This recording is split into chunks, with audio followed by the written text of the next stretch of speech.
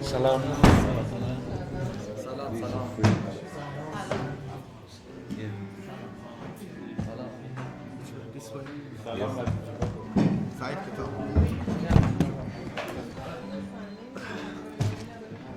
سلام.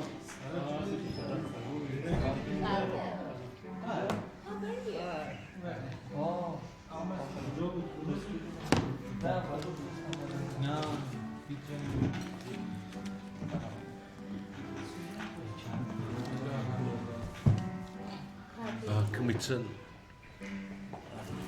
Sorry.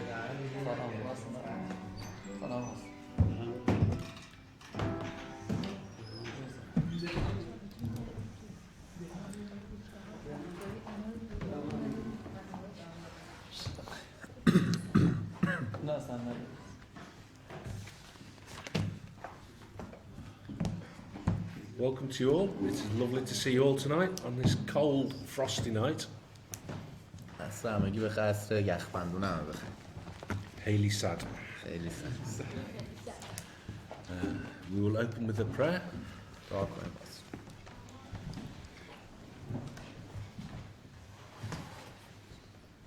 Lord God, we come and praise you. ای خدا نزدت اومدیم تا ستایش کنیم تو رو. Thank you for your great goodness to us. مرسی بابت همه خوبی‌های خوبت برای ما. For our health and strength. برای سلامتی و قدرتی که دادی. For the freedom to come and read your word together. برای آزادی که به ما دادی تا بتونیم بیایم بخونیم با هم کتاب رو. We ask that all we do tonight you will bless. ازت میخوایم هر کاری که امشب میکنیم برکتش بدیم. Please send your kingdom soon. و لطفاً پادشاهیت رو زودتر برسون. And please be with all our loved ones. و لطفاً با همه عزیزای ما باش. We ask this prayer, Lord, through Jesus. از طریق عیسی مسیح این دعا رو ازت میخوایم. Amen. آمین. Okay, tonight we're dealing with one of my favorite subjects. و امشب موضوعی که موضوع مورد علاقه خودشه. We're dealing with the promises to David. قول‌های خداوند و وعده‌های خداوند به داوود. Can anyone tell me anything they know about King David, please? کسی هر چی راجع به پادشاه داوود میدونه بگه.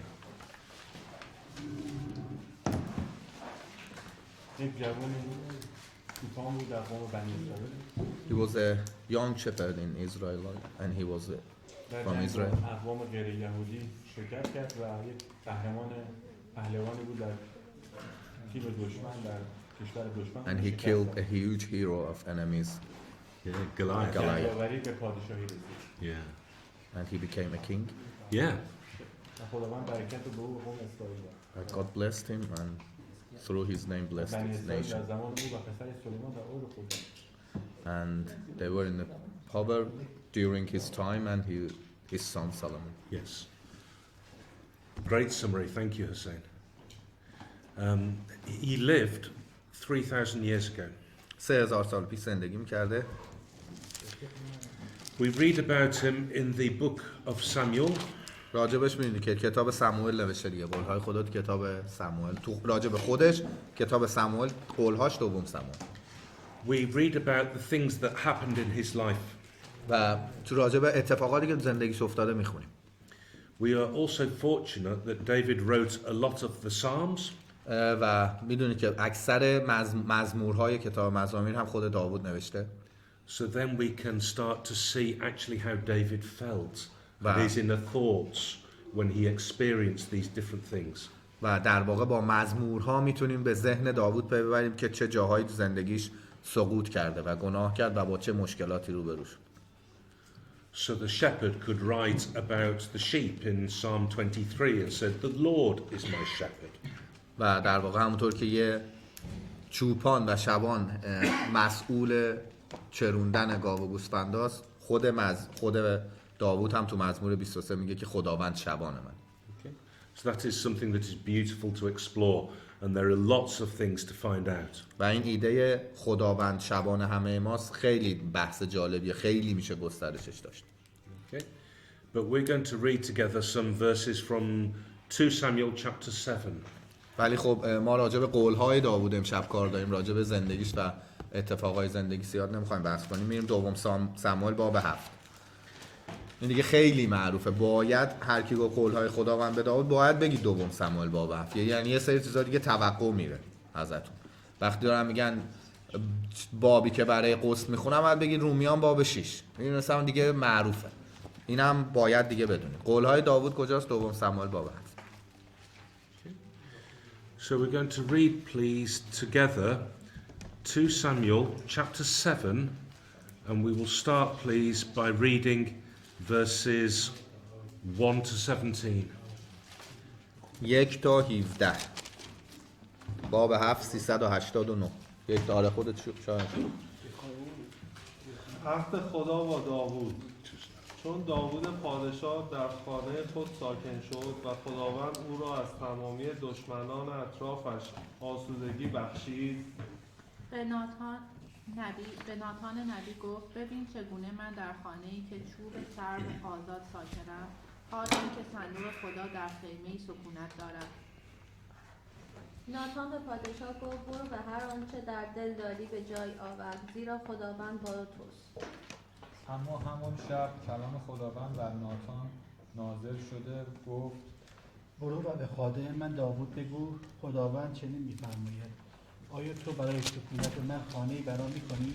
از روزی که بنی اسرائیل را از مصر برآوردم تا به امروز در خانه ساکن نشدم، بلکه در خیمه مسکن خود از جایی به جای دیگر نقل مکان کردم. آیا در همه نقاطی که با تمامی بنی اسرائیل نقل مکان کردم به هیچ کس پیشوایان اسرائیل که ایشان را به شبانی قوم اسرائیل فرمودم کلمه گفتم که چرا برای خانه از چوب سرو آزاد نساخته اید؟ پس اکنون به خدمتگزارم داوود بگو یهوه خدای لشکرها چنین می‌فرماید من تو را از چراگاه از پی گوسفندان برگرفتم تا پیشوای قوم من اسرائیل باشی. تو چند خونه؟ 17.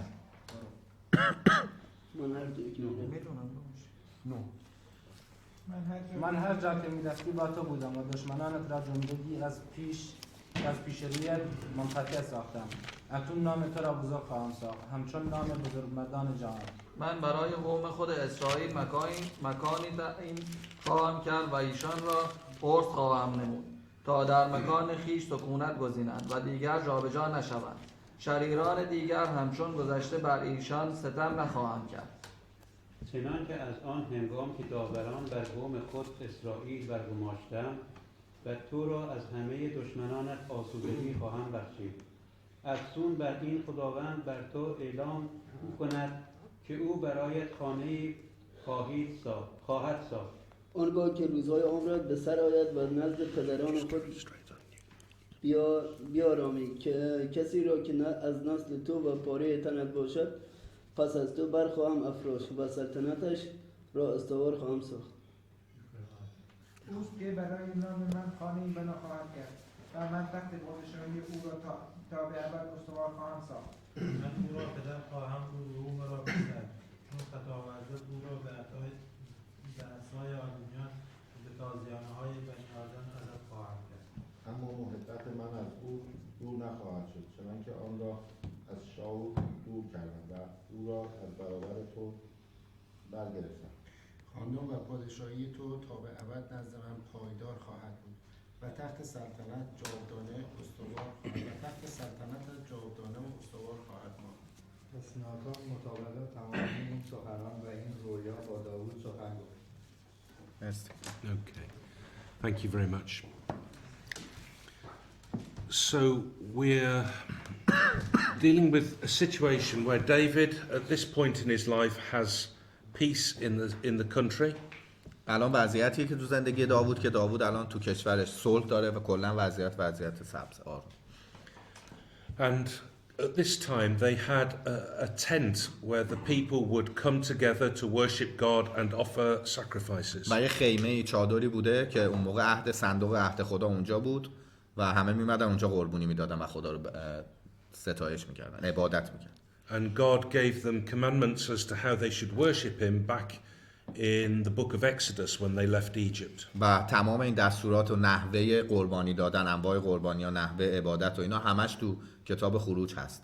تو اون 5 تا کتاب اول موسی به خصوص تو خروج همه دستورات 10 فرمان همه اینا داده شد تو عهد خدا، صندوق عهد خدا نوشته شد و همینجوری هم مصر رو برده شد بیرون و تا اینجا که پیش داوود بود. And David says, I want to do something for God, so I will build a temple where people can come and worship God. And we can make this a really important part of our life in Israel. و داوود دید که خودش خوندی دیگه نوشته من تو خونه چوب سرف دارم زندگی میکنم، صندوق خدا تو چادره. تصمیم گرفت که یه خونه‌ای برای خدا بسازه که صندوق بذاره اونجا، همه بیان اونجا خدا رو عبادت کنن که جلوه‌اش قشنگ‌تر باشه. دوست داشت کلا یه کاری برای خدا بکنه. Okay, so what is God's response to that? Nathan, the prophet, says, yeah, that's a good thing to do. But he hasn't asked God. And then God shows to Nathan that actually it's not what he wants. و اینو در واقع با ناتان در میون گذاشت. ناتان بهش گفت خیلی خوبه، برو هر کاری دوست داری برای خدا بکن. ولی خب همون شب خدا به ناتان گفتش که این کار اشتباهه و نباید این کارو بکن. Okay. So what is the reasons then God says to Nathan that he doesn't want David to build a temple? دلیل این که خدا به ناتان گفت که نمیخواد داوود برای من خونه بسازه چی بود؟ چون که هدف داوود نبود. Because the goal and aim wasn't David, it was another person. Yep, it was for someone else to do. یکی دیگه بعد انجام میداده تو پلن خدا. But why not David? چرا داوود نه؟ You're right, but why not David? Yeah. چون که داوود انسان بود دیگه. منظورم اینه که گناهکار بود. Because he was sinner. Yeah, he speaks about him having shed lots of blood. He had fought a lot of battles and that was not. کلی جنگ بوده و کلی خون ریخته بوده دیگه و اون ماجرای زن اون سربازش هم که هم میدون. But there was also the reason God gives that you cannot build a physical building that can contain God. ولی دلیلش خود خدا گفت تو این باب نمیتونی یه خونه فیزیکی بسازی که خدا رو محصور کنی و درونش قرار بدی. و داوود می‌خواست یه خونه برای خدا بسازه. Okay. We can build a house and we can fit in with our family into that house and everything that we have got. میگه ما میتونیم خونه بسازیم، هممون هم مستقر شیم درون اون خونه و هر وسایلی که داریم درون اون خونه به صورت فیزیکی قرار بگیره. ولی خدا نمیتونه توی جای فیزیکی قرار بگیره. Okay. We can't do that for God. And God did not require this of David. پس اصلا نیازی نداشت خدا اینو داوود انجام بده. اصلا نخواسته بودن داوود. Okay. But God does make some really important promises and we're going to focus in on verses 12 to 16. ولی خب بعدش خدا یه سری قول‌های خیلی مهم به داوود داد که بین آیه 12 تا 16. And these are really important promises and it's part of the gospel message. و این به این علت که خیلی مهمه که دلیلش این که یه قسمت اصلی از پیام انجیل همینه.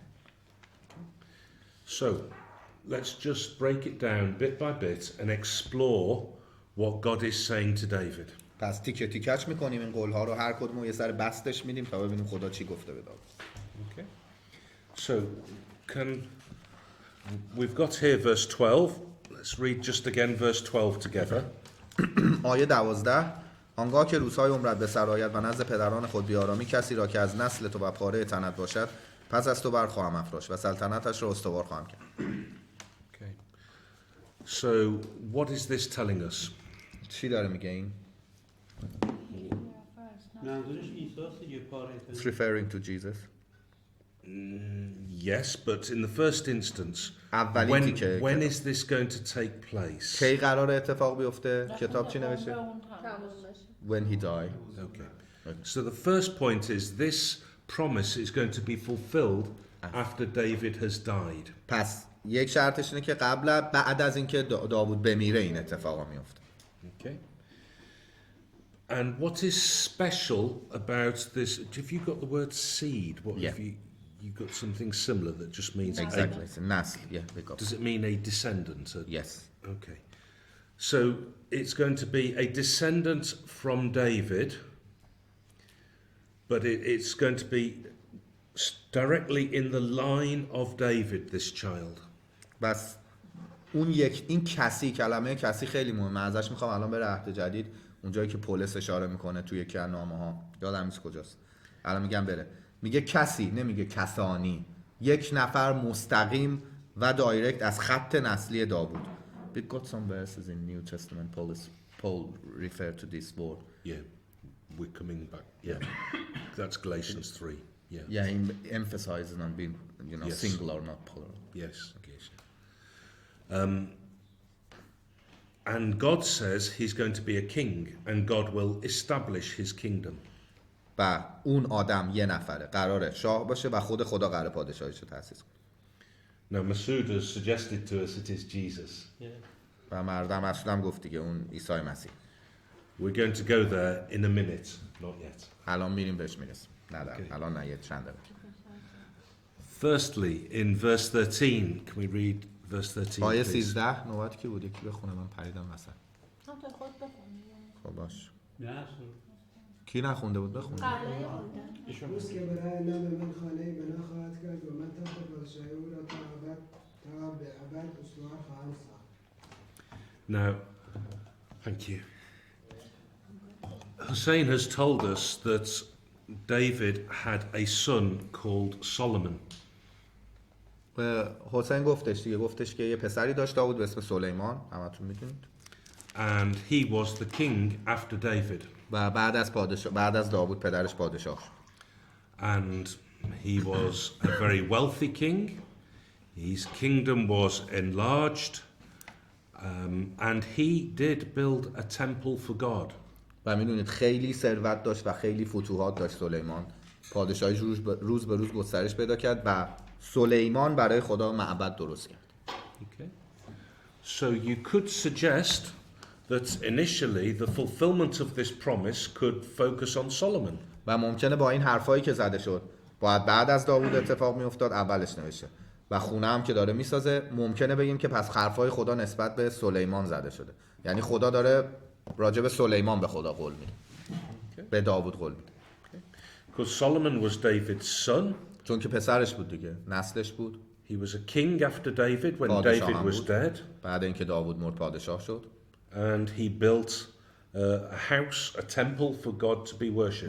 و یه خونه یا یه معبد هم برای خدا درست کرد. یعنی چیزایی که خدا قول داده بود یه جورایی میشه تعمیمش داد به سلیمان، بگی نسبت به سلیمان هم صدق میکنه. But what detail in verse 13 could not apply to Solomon? ولی چه جزئیاتی را تو آیه 13 نمیتونه صادق باشه نسبت به سلیمان. Forever. Yeah. Okay, that's spot on. Solomon did not reign forever. سلیمان تا ابد حکومت نکرد سای. He had a پادشاهی دیگه بعد اون چی شد؟ تخت پادشاهی قسمت Oh, it wasn't forever. Yeah, so he died. He'd reigned for a long period, but he died. And so it couldn't be said that his kingdom was forever. پس نمیتونیم بگیم تا ابد بوده، برای اینکه مدت طولانی پادشاه بود ولی خب تموم شد. Okay. And as we come on to verse 14, we start to see more details that show us this could not be Solomon. و تو آیه بعد یه سری جزئیات دیگه اضافه میشه که قطعاً دیگه نمیشه گفت سلیمان بوده. Okay. آیه 14 من او را پدر خواهم بود و او مرا پسر. بعدش چون خطا ورزد او را به عصای آدمیان و به تازیانه‌های بنی آدم ادب خواهم کرد. Okay.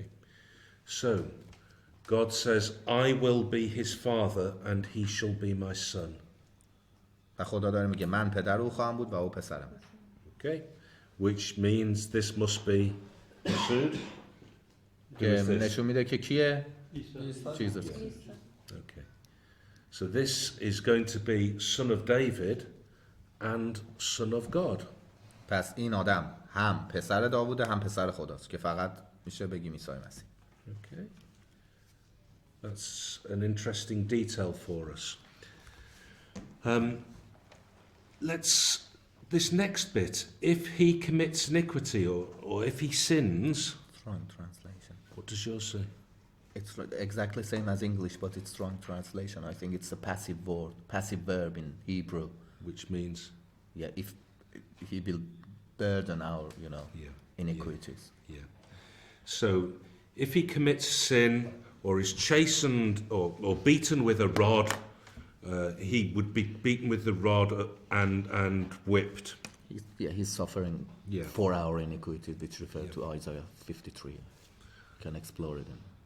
Do you want to take them there? Yeah, okay. توقع داشتم اینجا یه سوال همتون بپرسید حداقل. ادامش آره تو ادامش. تو بگو. چون خطا همون. می‌خواستم بگم که خطایی نکرد. همون. خب چرا این اومده؟ منظورش این بوده که خطا نمی‌کنه. نه. این ترجمه اشتباه داریم ما اینجا. این فعل توقع دارم بچه‌هایی که الان ما که اینجا سلیم باید شما اطلاعاتون یه سرگردن کلیساهای دیگه بالا باشه. خیلی ها اینا همجوری میخونن میرن. این فعل مجهوله تو عبری. حالا بعداً براتون عبریشو میارم بهتون میگم به چه صورت که هم به انگلیسیش هم اشتباه ترجمه شده. معنیش اینه در رنج خطاهای ما او را به عصای آدمیان تازیانه خواهم. یعنی کسیه که رنج‌های ما رو به دوش خواهد کشید. که کجا رو اشاره میکنه؟ اشعیا 53. بیایید اشعیا 53 3 to 6. ترجمه درستش اینه در رنج خطاهای ما او را به عصای آدمیان و به تازیانه بنی آدم ادب خواهم کرد. یعنی مسیح به خاطر خطاهای ما رنج خواهد کشید. خودش خطا نخواهد کرد ولی فعل مجهول بوده. اشیا چند؟ 53 صفحه 948 که کامل اینجا توضیح شده. آیه 3 تا 6 رو بخونید. خودم میخونم که برگردیم سریع صحبت‌های برادر فیلم قطع نشه. خار و مردود نزد آدمیان، مرد درد آشنا و رنج دیده. صفحه 948. چون کسی که روی از او بگردانند خار گشت و به حسابش نیاوردیم.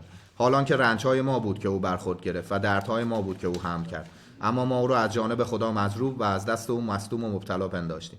حالان که به سبب نافرمانی‌های ما بدنش سوراخ شد و به جهت تقصیرهای ما له گشت.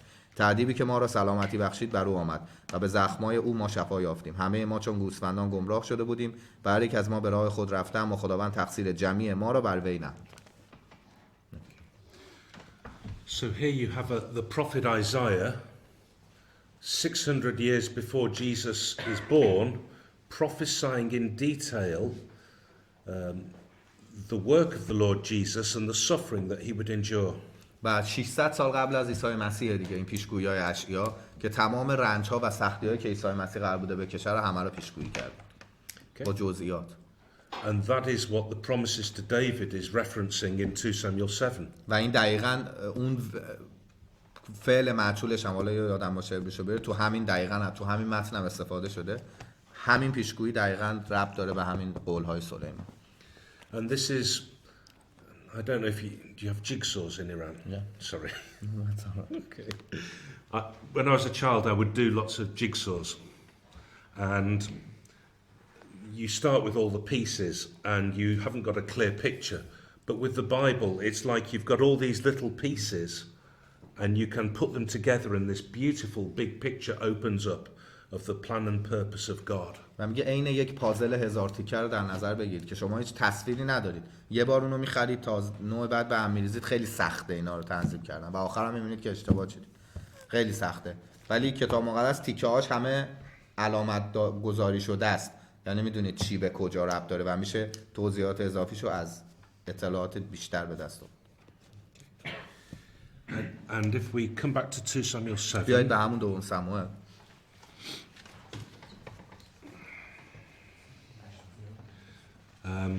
And focusing this time on verse 16. آیه 16.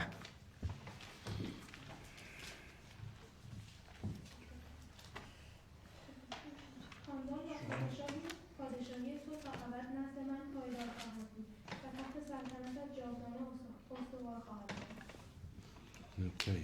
So David's house and his kingdom is going to be established forever. پس David's kingdom. Yeah. Thy kingdom, yeah. David's kingdom. و خدا داره به داوود میگه، داره میگه خاندانت پادشاهی تا ابد استوار خواهد بود. یعنی مسیح چون پادشاهی داوود رو ادامه میده. But notice a little detail there in verse 16.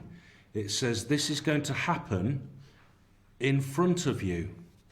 تا ابد نزد من پایدار خواهد بود. Is that what you front of me. But it says, look, shall be established forever before thee. says before me. Yeah, and okay, it's Before God. Okay. Let We've me, got it's some- got a star here. Okay, we've got difference in the two versions here. Yeah, we've got some explanation in margin that says in some visions in Hebrew we've got D. Okay, but the reason it would say it was before David, has anyone got an explanation as to how this could happen before David? That Jesus is going to reign and be king. تو یه سری اگه پاورقتون نگاه کنید تو انگلیسی اینا الان انگلیسی که اینا دارن نزد توه، نزد خودت پادشاهی. و چطور میتونه داوودی که مرده باشه چطور میتونه پادشاهی خدا رو ببینه؟ یعنی پادشاهی که مسیح قراره حکومت کنه روش و سلطنت کنه رو اگه خدا داره میگه نزد تو خواهد بود پس باید شاهدش باشه. روز دیگه وقتی که پادشاهی خدا برگرده دیگه شاهدش He will rise from that. Yeah. So this is now speaking about David's resurrection. اینجا داره راجع به رستاخیز داوود در از صحبت میکنه. یعنی اگر خدا داره میگه نزد تو خواهی دید خودت پس قطعا بلند میشه. این ابراهیم دیگه قولهایی که خدا به ابراهیم داد قرار نبود بدونه ببینه. So this is looking at the kingdom when Jesus is going to be king and David will be resurrected and will see Jesus as king. پس این یک نگاه به جلو به آینده است. روزی که عیسی مسیح برمیگرده وقتی از مرگ بلند میکنه داوود رو، داوود خودش میبینه که چطور نسلش پادشاهیش رو ادامه میده. Okay. You comfortable with that? Not. یه سوال پرسم. چرا خدا هم به ابراهیم قول داده هم به داوود؟ Why God made promise to Abraham and David both? Either. Because they were extremely faithful people and God was revealing to them his plan and purpose. And they individually played a key part in that plan and purpose. واسه اینکه اولا این دوتا خیلی آدمای تو ایمان خیلی آدمای قوی بودن و خدا نقشه‌شو برای این دوتا آشکار کرد و اینکه این دوتا جایگاه کلیدی داشتن تو نقشه خدا. چون داوود از نسل ابراهیمه دیگه و این نسل از ابراهیم شروع میشه میاد چون از به داوود هم تأکید کرد اون قول‌ها رو که اومدن عیسی مسیح. یعنی مثلا قولی که داوود داده یه جوری تاکید کننده قولی Is that like emphasizing on Abraham promises or Yes. We're going to go to a verse in the New Testament that is going to link it to Abraham and to David and to show how important these promises are. چون تو عهد جدید شاگردان اینا رو تاکیدش رو نوشتن بعد کانکت کردن که قول‌های داوود به ابراهیم چجوری به هم وصل میشه. Okay. What I find interesting is to think, well, did David understand that or not? و میگه چیزی که جالبه این که آدم با خودش فکر کنه که آیا داوود فهمید اصلا این قول‌ها رو یا نه. So I'm going to suggest to you he did. و باید بگیم آره. Can we read please verses 18 and 19? 18 و 19 کی نخونده تا الان؟ بخون. آنگاه داوود پادشاه داخل شد. آنگاه داوود پادشاه داخل شد. در حضور خداوند بنشست و گفت ای خداوندگار یهوه من کیستم و خاندان من چیست که مرا تا بدین جا رساندی. بخونم 19 هم شما بخون. و حتی این نیز ای خداوندگار یهوه در نظرت کم بود چندان که درباره آینده خاندان خدمتگزارت نیز برای ایام طویل سخن گفتی. آیا این ای خداوندگار یهوه شیوه معمول تو با بنی آدم است؟ Okay. So David understood that this was way in the future and this was God's future plan and purpose. پس داوود فهمید که این یک راه طولانی که خدا داره بهش جلوش میذاره و یه هدف خیلی بلند مدت. Okay. But let's think about some more of the details here. To think about how does this apply to Jesus? یه ذره بیشتر یه ذره گسترشش بدیم بیشتر بهش فکر کنیم چجوری میشه کامل تعمیمش داد به عیسی مسیح. It says verse 13 that this seed or this descendant is going to build a house for God's name. How did Jesus build a house for God's name? آیه 13 گفتیم که فقط اینو یه بار الان مرور کردیم تا ثابت کنیم که این قول‌ها اشاره داره به عیسی مسیح. حالا داره میگه که عیسی مسیح قراره برای من خونه‌ای بسازه. چجوری مسیح خونه ساخت برای خدا؟ کلیجا. Yes. Ephesians chapter 2 please. افسوسیان باب 2. اینجا نگه دارید چون بهش برم. 1525.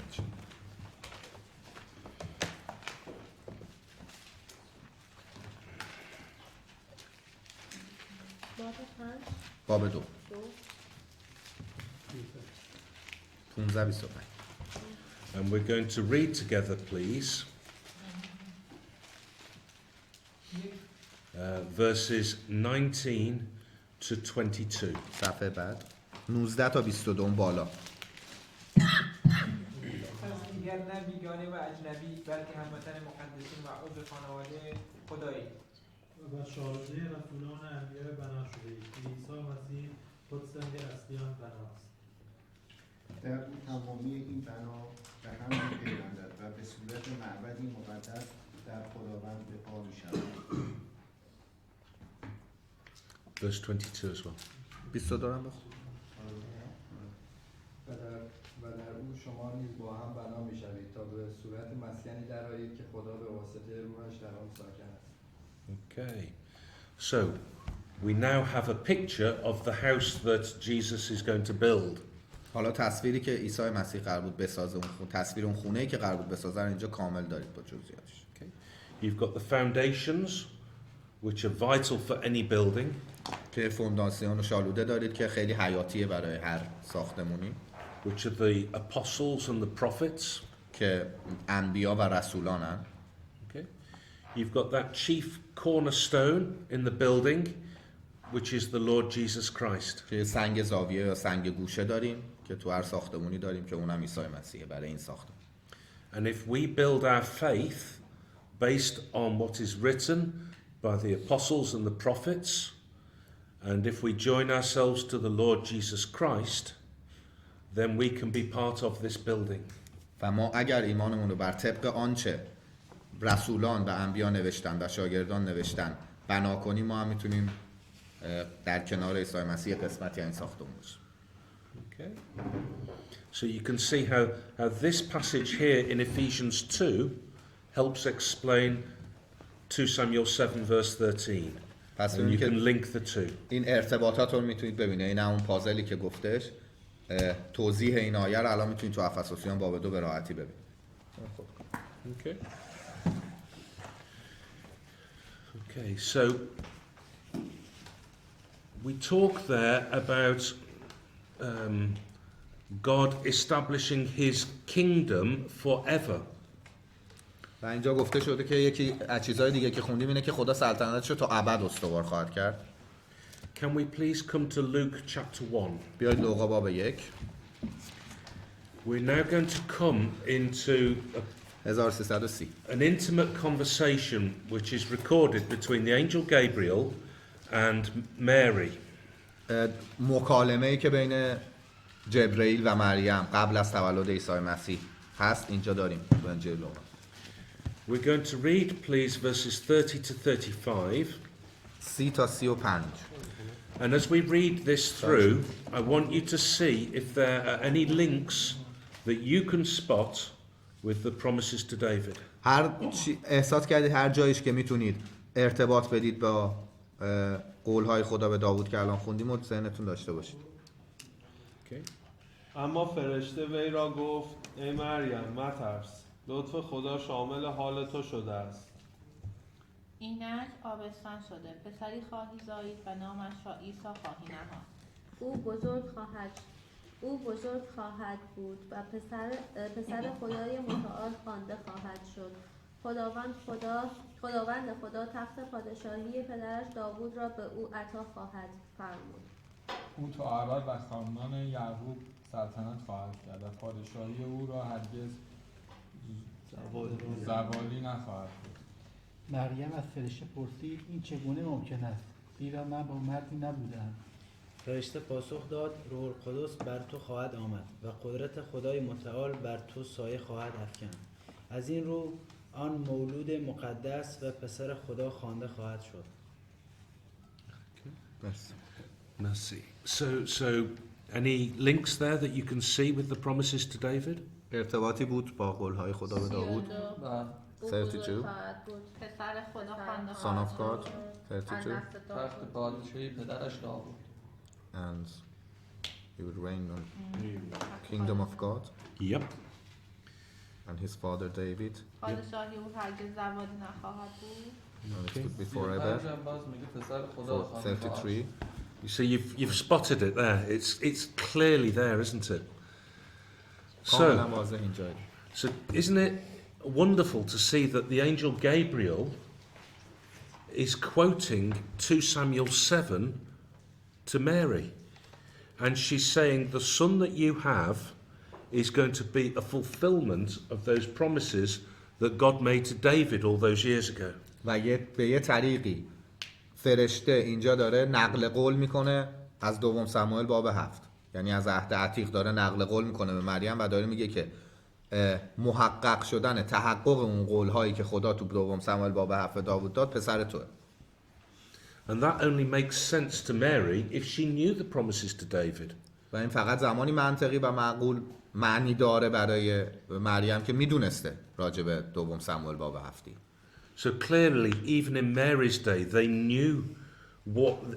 knew these promises that God had made in the Old Testament and how important they were. و میدونیم که قطعاً میدونستن، کاملا عهد عتیق رو که بلد بودن، هیچ دیگه جا به این مهمی راجع به قول‌هایی که خدا به داوود داده بعد یهودیان منتظر اومدن مسیح بودن، پس این قول‌ها خیلی براشون مهم بود، قطعاً آگاه بودن. So let's get some more of those little pieces for this jigsaw. پس تیکه های این پازلمون در واقع داره کامل تر میشه. Can we come to one of my favorites, Matthew 1 verse 1. متی 1 باب 1. متی باب 1 آیه 1. 1252.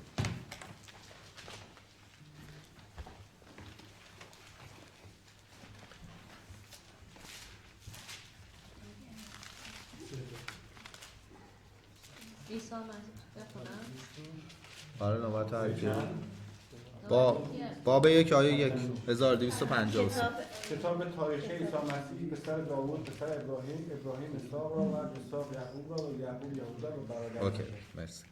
Okay, so it very simply says this is Matthew introducing his gospel, which is largely written in the first instance for a Jewish audience.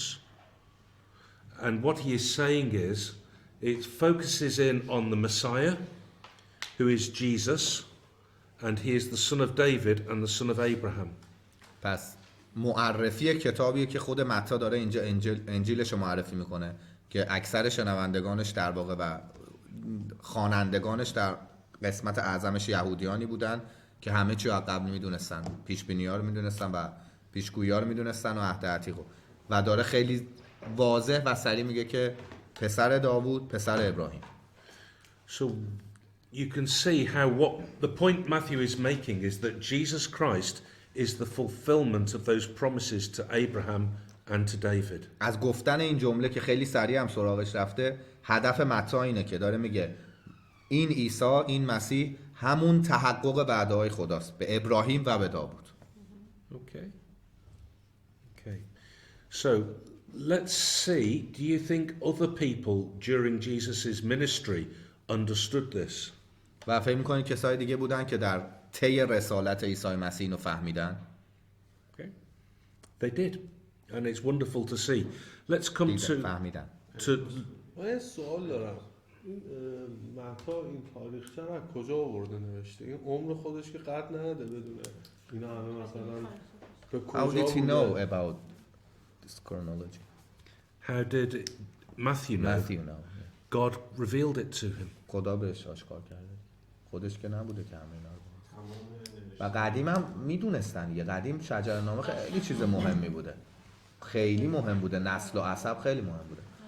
مثلا من تو کتاب اومده که میگه تمام نوشته‌های انبیا چیز الهام خداست. دوم تیموتائوس باب 3. can we meet a blind man in Luke chapter 18? لوقا باب 18. What I think is wonderful in the Bible is quite often something physical points to something spiritual. و یکی از چیزهای خیلی جالب کتاب مقدس هم اینه که نکات فیزیکی و واقعی و عینی رو ارتباط میده به یه نکته روحانی پشتش. Okay. So quite often we see how somebody who is blind can actually see something spiritually which others cannot see. چون ما معتقدیم دیگه، میگیم کسایی که کورن یه چیزی میگیم چشم دل دارن، میگم آره دلشون میبینه، روحانی میتونن، میگه دید روحانی دارن. Okay, I think that's quite powerful. And here we meet a blind man called Bartimaeus. و اینجا داستان صفحه 1364 داستان شفای فقیر نابیناست. Can we read please verse 35 to 43? 35 تا 43. چون نزدیک اریحا آره بخوین همونجوری نوبتی همه بخوین. چون نزدیک اریحا رسید، مردی نابینا بر کنار راه نشسته بود و گدایی میکرد. چون صدای جمعیتی را که از آنجا میگذشت شنید، پرسید چه خبر است؟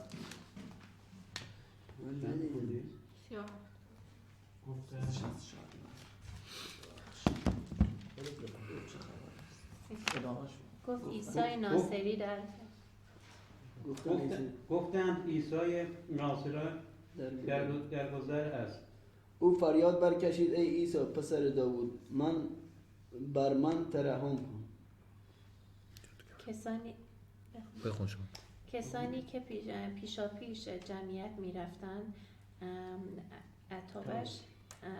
عتابش کردن و خواستن خاموش باشد، اما او بیشتر فریاد برآورد که ای پسر داوود بر من ترحم کن. آنگاه عیسی باز ایستاد و امر فرمود آن مرد را نزد او بیاورند. چون نزدیک آمد عیسی از او پرسید چه میخواهی برایت بکنم؟ گفت سرور من میخواهم بینا شوم.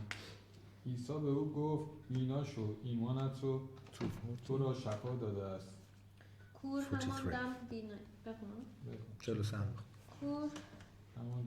همان دم بینایی خود را باز یافت و خدا را سپاس گویان از پی عیسی شتافت. مردم چون این را دیدن همگی خدا را سپاس گویند. Okay.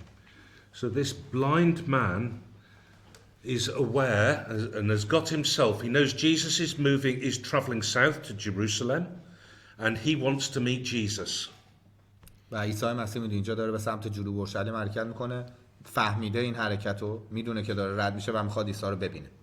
He knows that Jesus has got the power to heal him. و میدونه که عیسی قدرت اینو که شفاش بده رو داره. Okay. But it is more than that. He realizes Jesus is the son of David. ولی بیشتر از این، بالاتر از این میدونسته که عیسی پسر داووده. Okay. And clearly he understood the promises to David and the significance of what he was saying, that he believed Jesus was the fulfillment of 2 Samuel 7. و آگاه بوده از قولهای خدا به داوود و خیلی برجسته و عالیه که میدونسته عیسی تحقق همون وعده هاست. And so he was looking to Jesus to heal him. و در واقع نگاهش به عیسی بوده تا شفاش بده. And they tell him to be quiet, the people. Don't make such an exhibition of yourself. و در واقع هم گفتن نمایش نده، خودتو نشون نده و ازش خواستن که خاموش باشه. And he's not going to be shut up. He shouts even louder. و خفه که نشد هیچ، ساکت که نشد هیچ، بلندتر هم داد. So I love his resilience and his strength of character. سمج بودنش میگه خیلی دوست داشتنیه. قده. Shows his faith. Yeah. And what we don't see here is that actually he throws his coat to one side when he gets up to go and meet Jesus. و چیزی که اینجا نداریم تو انجیل دیگه ضبط شده اینه که کتشو پرت میکنه یه جایی و میخواد بره سمت عیسی. If you are blind and you have very little possessions, you are probably the coat and what you are wearing is all you have got. و نکتهش اینه که اگر کور باشید و حالا گدا باشید و shows... دارایی کمی داشته باشید، اون کت براتون خیلی با ارزشه. به همین راحتی پرتش نمی‌کنید. It shows real faith. و واقعا ایمان واقعیشون نشون میده و به نظرم پاسخ عیسی هم خیلی جالب بود. تا میشنوه میگه پسر داوود، سری برمیگرده عیسی. یعنی که خود عیسی میخواد به همه بفهمونه که این فهمیده من پسر داوودم، این فهمیده من همون پسریم که خدا به داوود قول داده. So if Bartimaeus was sat round with us tonight at this table, he could have explained this to you. و اگر در واقع خودش نشسته بود الان دور میز میتونست به ما اینو توضیح بده. Okay. I think it's wonderful. Let's come to another one, perhaps a more surprising one. بعدی که مقداری جالب تر است. Can we please come to Luke chapter 23? Jesus told him that your faith healed you. میدونست از دلها خبر داشت. لوقا 23 1372.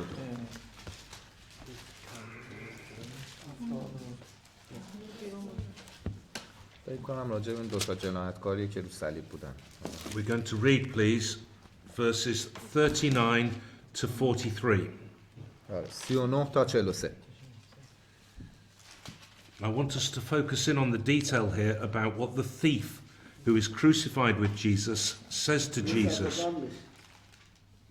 یکی از دو جنایتکاری که بر صلیب آویخته شده بودند اهانت کنان به او میگفت مگر تو مسیح نیستی پس ما و خودت را نجات بده. اما آن دیگر باز نزدش کرد و گفت از خدا نمیترسی تو نیز همان حکمی. زیرا مکافات ما بر حق است، زیرا سزای اعمال ماست، اما این مرد هیچ تقصیری نکرده است. سپس گفت ای عیسی چون به پادشاهی خود رسیدی مرا نیز به یاد آور. عیسی پاسخ داد آمین به تو میگویم امروز با من در فردوس خواهی بود. So, what I want to just focus in on is what the thief is saying here on the cross. و میگه میخوام توجهتون رو جلب کنم به چیزی که اون جنایتکار و دزد داره روی صلیب میگه. Firstly, verse 40, he fears God. اول از همه آیه 40 که از خدا میترسه. Verse 41, he acknowledges his own sin and that actually he deserves what's happening to him, that he's being crucified. آیه 41 این که اذعان میکنه گناهکاره و قبول داره گناهکار بودنش و اینکه مستحق مجازاته. But he also notices or highlights verse 41 that Jesus is sinless and Jesus doesn't deserve what's happening to him. و البته این هم میدونسته که عیسی مسیح گناه نکرده. تو آیه 41 داره میگه اما این مرد هیچ تقصیری نکرده است و میدونه که عیسی مستحق اون مصلوب شدن نبود. And you see verse 42, his request to Jesus. و آیه 42 هم درخواست میکنه از مسیح. Firstly, he speaks to him as his Lord. اول از همه این که به عنوان سرور داره باهاش صحبت میکنه. So this is a man who has been stripped, who has been beaten, who has been flogged, who is being crucified and is dying in the most extreme circumstances, and he calls him Lord. و عیسی مسیح تو شرایطی که صلیب کشیده شده، ضربه خورده، محکوم شده، کلی باهاش بدرفتاری شده و تو اون وضعیت خیلی بد داره اونجوری باهاش صحبت میکنه. And he says to Jesus, remember when you come in your kingdom. Remember me when you come in your kingdom. چون داره بهش میگه تو آیه 41 دیگه. میگه که 42 میگه وقتی به پادشاهی رسیدی منم یادآور باش. یعنی به اون آدم له داره همچین حرفی میزنه. So he believes in the resurrection. پس به رستاخیز هم ایمان داشته. And he believes that Jesus is going to be a future king. و میدونسته که عیسی قراره شاه آینده باشه. Which is the fulfillment of 2 Samuel 7 and the promises to David. که تحقق قولهای خدا به داوود در دوم سموئل باب 7 که امروز خوندیم. Okay. So they understood, the Jews understood that Messiah when he came would fulfill the promises to David. چون یهودی‌ها میدونستن که زمانی که مسیحشون بیاد، مسیح بیاد، قولهای خدا به داوود محقق میشه. And he sees in Jesus, even when he's being crucified, that he is the Messiah. و اون رو مسیح میدیده، حتی با اینکه روی صلیب بوده، مسیح بوده و فهمیده که اون مسیح. Okay. میگم ببخشید امروز با من در فردوس حالا من خواستم از همین رو بهتون توضیح بدم. It's the last bit of the verse today. Yeah. I was about explaining them, but do you want to explain it? Yeah, you want to explain. Okay. So, does yours have a comma in there? Verily I say unto thee today. Yeah. Okay. Where was Jesus that night? Sorry? The question I'm asking. Where was Jesus that night? اون شب کجا بوده عیسی مسیح که این حرفو زده؟ اون شب نبوده خود دیگه رو چی بوده؟ What do you mean that night? So that Jesus is crucified, and then what happens? Night after. So شب بعد صلیب کجا بوده؟ Tomb. So he's taken down from the cross and buried in the tomb. از صلیب آوردن پایین تو بردنش تو مقبره دیگه. So was the thief with Jesus that night? آیا اون دزد اون شب با مسیح بود؟ No. Okay, so Jesus was in the grave, and actually this thief would have been chucked into Gehenna, the fire outside Jerusalem, and his body would have been burned. چرا که بعدش از صلیب آوردن پایین بردن انداختنش گهنا دیگه، بردن انداختن به اون دره آتش سوزوندن بدنش رفته. So what Jesus is saying is, I'm telling you today that you will be with me in the kingdom. و مسیح داره بهش میگه که تو با من در پادشاهی خواهی بود. So I'm not saying you will be in the kingdom today, as in this night. الان بهتون توضیح میدم. Speaking about the future. Yeah. Speaking about the future. یه چیز بهتون بگم. 7 بار کلمه امروز در لغات استفاده شده که 7 بارش هم اشاره داره به رسالت مسیح. مسیح 7 بار از کلمه امروز استفاده کرده. مثلا معروفش لوقا باب 4. تو این 7 بار وقتی داره میگه امروز، یعنی این که داره میگه الان که من اومدم، الان که من هستم. وقتی داره میگه امروز، یعنی داره میگه که امروز با صلیب رفتن من نجات شما فراهم شد. هدفش از آوردن کلمه امروز اینه که همه چی بستگی به این اتفاق امروز داره. I told them that Jesus deliberately used the word of today. Yeah. He was emphasizing the commitment he By was my making. crucifixion, your Yes. deliverance, actually fulfilled. Yeah. And that makes sense then. Okay. Because that night he wasn't, and paradise is a reference to the earth and the kingdom of God on earth. و میدونیم چون ما فردوس در واقع هم ارتباطش به هم پادشاهی خدا روی زمینه. یه سوال دیگه آقا میثمی، 3 روزی که عیسی مسیح مرده بود بعد از عالم مردگان بلند شد، 3 روز چجور بود مثلا؟ من چی چطور؟ خیال میکردن تو مقبره است، بعد 3 روز رفتن که تطهیرش کنن دوباره جن نیست. مثلا آقا روحش هر چی بود مثلا وقتی پیش خدا تموم شده بود چجور بود؟ جسمش رفت دیگه. روح که بالا نمیره که، ما روح که معتقد روح نداریم که. درسته نه میگم مثلا بعد 3 روز خدا این 3 روز همونجا فقط بدون انگار جسمش What همونجا خواب. situation and circumstances he was in that 3 days? Was he asleep in a tomb? Was he with God? Was he, So physically?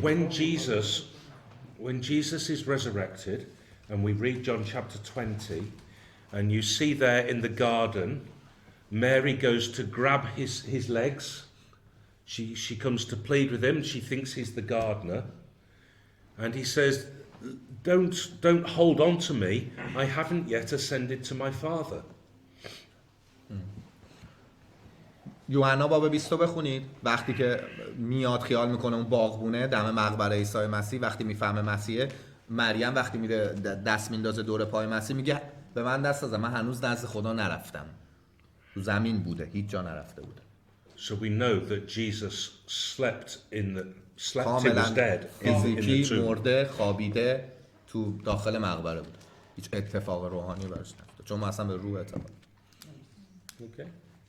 برای تاکید اونم مثلا با لوقا باب 4 گفتم تو آیه 21 میگه وقتی میره تو کنیسه شروع میکنه صحبت کردن برای یهودیان برای اولین بار، یه متنی رو از اشعیا میخونن، بعد برمیگردن میگه امروز این نوشته هنگامی که بدان گوش فرا میدادید جامه عمل پوشید. امروز دوباره شروع میکنه میگه امروز، یعنی الان که من اومدم اینجا من همونم که راجبش خوندیم. الان این عمدن از کلمه امروز هم روی صلیب استفاده کرد. من یه سوالی دارم. گفتن که داوود با ابراهیم مثلا خیلی چیز بودن، مثلا ایماندار بودن. اینجا یحیی بس چی؟ کدوم یحیی؟ یحیی تعمید دهنده. یحیی آماده ساز راه چیز بوده. یحیی هم خیلی بحثش مفصله. She wants to know about John the Baptist. You told that Abraham and David was so faithful. What about John the Baptist? John had a very important role, apparently. And Yeah. We can take a class on John the Baptist. Yeah, that's a separate subject. خیلی میشه but راجع yes. به یحیی حرف زد چون اصلا Yes, یه he was. صحبت‌های راجع به یحیی نوشته شده تو کتاب خیلی خوبه. And he played a key role in preparing the people for Jesus' preaching. چون خیلی نقش حیاتی داشته، نقش اصلی داشته تو اومدن و بشارت دادن عیسی Yeah, مسیح. vital role. Yeah. خیلی حیاتی. But I want to just finish with one passage from 2 Peter in chapter 1. با دوم پتروس تموم کنیم چون اون برم تموم شده. دارم بندازید که کلاس راجع به یحیی میذارم. And this is where we could look to many other references through the Bible 1600 that speak about the promises to David. All these little pieces in the jigsaw. This is تو نامه‌های عهد جدید خیلی تیکه‌های این پازل پیدا میشه که ربط داره به قول‌های داوود. Do you remember the big jigsaws with 10,000 pieces? چیزهای 10,000 تیکه رو یادتونه؟ پازل‌های 10,000 تیکه. Okay, this is one of them. There are lots and lots of them. یه چیز دیگه در می‌آورد. Okay. I want to read 2 Peter 1, please. من راجع به اون داستان کسایی که رو صلیب بودن بگم تنها جایی که به یک نفر عیسی قول رستاخیز داد مستقیم قول داد همون به همون بود که And he believes that was the only situation Jesus gave a promise to one person directly about the resurrection was on the cross to the thief. Yeah. No one else. دیگه بهش قول داده نشد. That's something to look out for, isn't it? یه چیزی که بعد خب پس حواسمون بهش So as باشه. you read the Gospels, let's just check out. Okay, that's quite a powerful statement, isn't it? یه در واقع بیانی و حرف محکمیه، قدرتمنده این حرف. Yeah. چون واقعا هم بهش کی نداده. یک لحظه مونده بود به مرگش همون لحظه ایمان آورد Those are his last moments. Yes. Of life and yeah, powerful. He promised a thief. Yeah. Or resurrection. That shows the power of forgiveness. قدرت بخشش خواستن in Christ. که به هیچ کی نداد تو طول اون زندگیش. This is somebody who is a sinner who acknowledges his sin and seeks forgiveness. به یه گناهکاری که گناهشو اذعان کرد، اعتراف کرد که گناه کرده داد.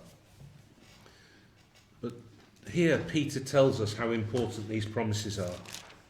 2 Peter 1 verses 3 and 4. Just to finish. دوم پتروس آیه 1 باب 1 آیه 3 و 4 و پتروس اینجا میگه که چقدر این قول ها مهمه.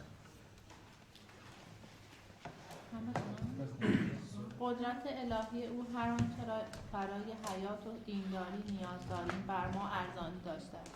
از این طریق شناخت او میسر شده که ما را به واسطه جلال و نیکویی خویش فراخوانده است.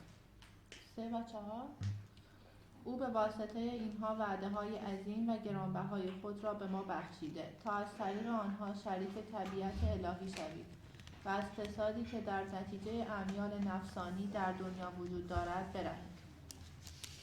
Okay, so what Peter is saying is that we can share in these promises, and our hope of a place in God's kingdom and sharing in these promises by God's grace will allow us at that time to share in God's nature. و پولس داره اینجا پتروس داره اینجا میگه که ما هم میتونیم این قول‌هایی که خدا داد به داوود حالا امشب خوندیم میتونیم شریک بشیم و میتونیم سهم ببریم از قول‌هایی که خدا داد در پادشاهیش. No more open to temptation. و اونجایی که دیگه هیچ وسوسه‌ای نخواهد. No more dying. هیچ مرگی نخواهد. و از طریق فیضشه که در واقع میتونیم شریک بشیم. What a wonderful prospect. و اون فیض هم که میدونید عیسی مسیح و دیداری Not tempted to sin. قصه فوق‌العاده است. These are great promises. و اینها قول‌های بزرگی. Okay? And these are very, very special. So grab hold of the promises to Abraham, the promises to David, and explore them and look at the Bible echoes and build up this picture. و در واقع بخونید قول‌های ابراهیم و قول داوود رو به هم ارتباطش بدید. تیکه تیکه هایی که تو کتاب مقدس راجبش اومده رو تمام باستابش بدید و ببینید که چه تصویری بهتون. Okay. Thank you. So that's the end of the class. Any questions on those promises to David? سوالی lots of هست other قولهای questions. داوود؟ نسبت به قولهای خدا به داوود سوالی نیست؟ واضحه همه چی. در واقع یه جور قولایی هستش که به بنده‌هاش داده دیگه، به ماها داده. Actually, we say the promises to David, but actually it's different to all of us, all the believers. Yeah. Through Christ, yeah. از طریق مسیح. قولایی که به مثلا تو کتاب به ما داده که درسته؟ قولهایی که به ابراهیم و داوود داده به ما میرسه از طریق غسل، چون ما هم نسل ابراهیم میشیم. غلاطیان اینو میگه.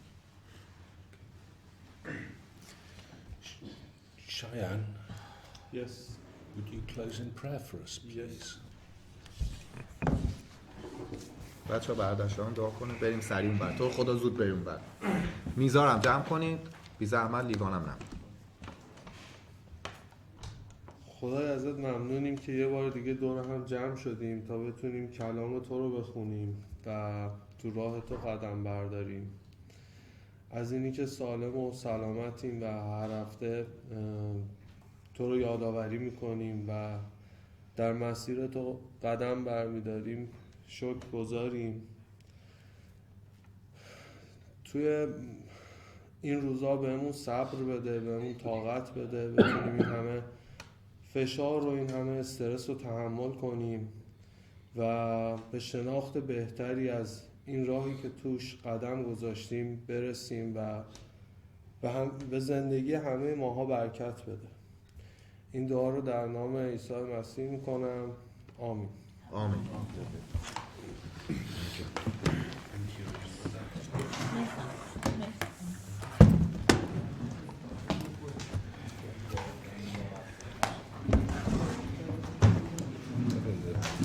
Some beautiful echoes, aren't there?